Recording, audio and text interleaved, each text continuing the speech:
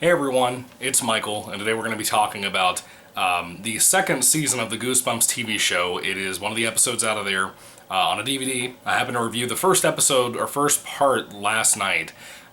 This episode is not just called Something Something Number 2, like how Not a Living Dummy 2 and 3 are.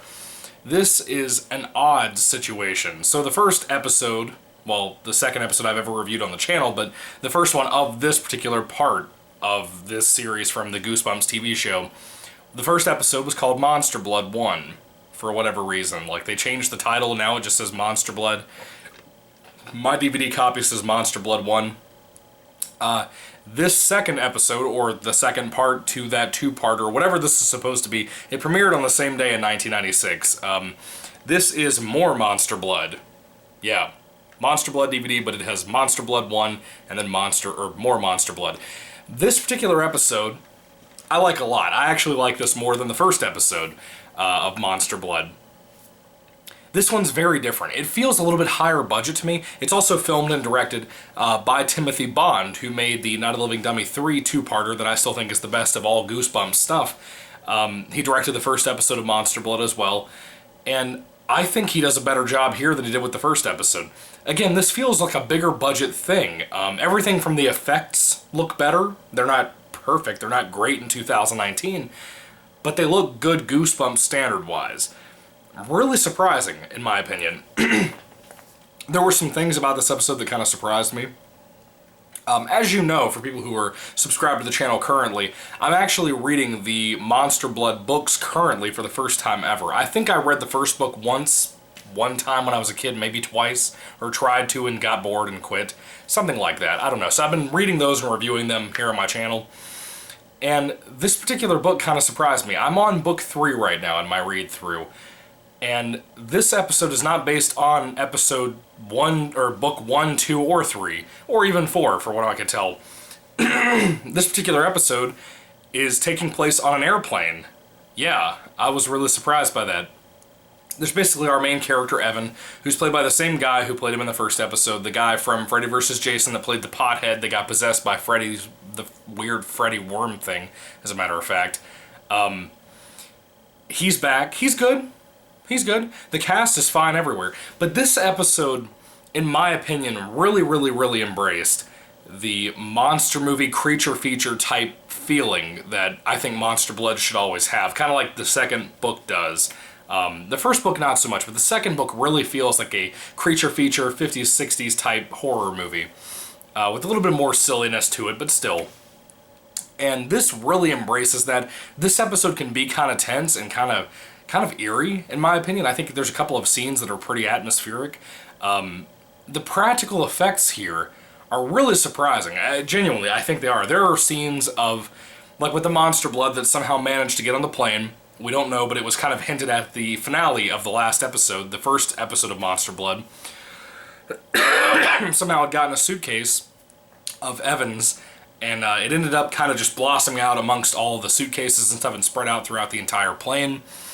And it kind of becomes a cat and mouse game between the kids that we follow here, Evan and a couple of friends of his, and this green goop that's coming after them, that's also eating all the passengers on the plane. Now, I won't spoil too much, but that's about as much as I want to spoil. This feels like the most 90s airplane horror movie you could possibly have for a kid's show, or for children in general. It really surprised me how engaging this episode is, especially compared to the first episode. I think this is a big improvement, in my opinion. It just goes to show, like I said, with Timothy Bond in my reviews for Not a Living Dummy 3, that episode, two-parter thing, and the first Monster Blood episode I recently reviewed last night, Timothy Bond is the key here, I think. I think he really knew how to take a small budget and really make that work. He could just do effects with things that really most shows nowadays would spend like $2 million to make a slime effect, rather than just make slime and do it on a small scale thing and use like sets, small puppeteer sets and all that. Timothy Bond knows how to do all that. He utilized it very well. I really enjoy how he directed and pretty much overall executed the entire episode. I think that the cast is really good. I like the people who play the stewardess. Well, the person who plays the stewardess. She's a pretty woman. She's very good, actually. Kind of surprised. The kid playing Evan, like I said, he's good. And of course, you have some characters that I have no clue who they are. One is named Curtis. He's a small boy with the weirdest and ugliest haircut ever. But he also wears glasses. Very nerdy kid. He's coming back from camp, but two of his friends also are. There's a very pretty girl that is coming back from camp as well, that Curtis has known pretty much all of his life. And Evan has a crush immediately on this girl. I don't remember her name off the top of my head, forgive me. It's not Andy. It's not Andy from the books, or from the first episode, so that's kind of surprising. But there is also a bully who wears like a sleeveless jean jacket, which dumbfounded me of who this was. This is supposed to be Conan from books 2 and 3, the bully that they called Conan the Barbarian. Was he in the first book? I don't think he was in the first book. I think it's just the second and third books he's in. But I like Conan. Conan is a cool character. I like him a lot in the second and third book. I was surprised to see him here. He doesn't look anything like what I would picture him in my head looking like from the book, or books. But Conan is in this, and I thought that was wild that they actually had him in here. So in some way, fashion, or form, somebody cared, whether it be Timothy Bond or one of the kids or somebody, Stein, I don't know, somebody cared about enough to have Conan in this episode. So I thought that was an even better improvement for the episode itself. The set of the plane looks great. It looks like a real plane. I'm really impressed with that too. Did not expect to see so many angles of the plane on the interiors, but you really get a lot. Again, it's kind of like Not a Living Dummy 3 once again. You get so many interior shots of all the different rooms of the house that takes place in and everything. I'm really surprised by how much we got for this airplane footage. Like whether it be the cargo hold or whether it be the pilot's, area, whatever it is. What is that called? Just the pilot room? I don't know. What is it called? It doesn't matter. It doesn't matter. Why am I making a big deal about this? But that was kind of cool. It feels like a big set. But it also being trapped in the middle of the air where if the pilot's gone, you could fall to your death. There ain't no getting out of that one. There's literally no way to survive a plane crash. It's just, there's not. You're dead. You can survive a train crash. You can survive a car crash. You can survive being run over. You can survive an explosion. You can't survive a plane crashing while you're in it. You're dead.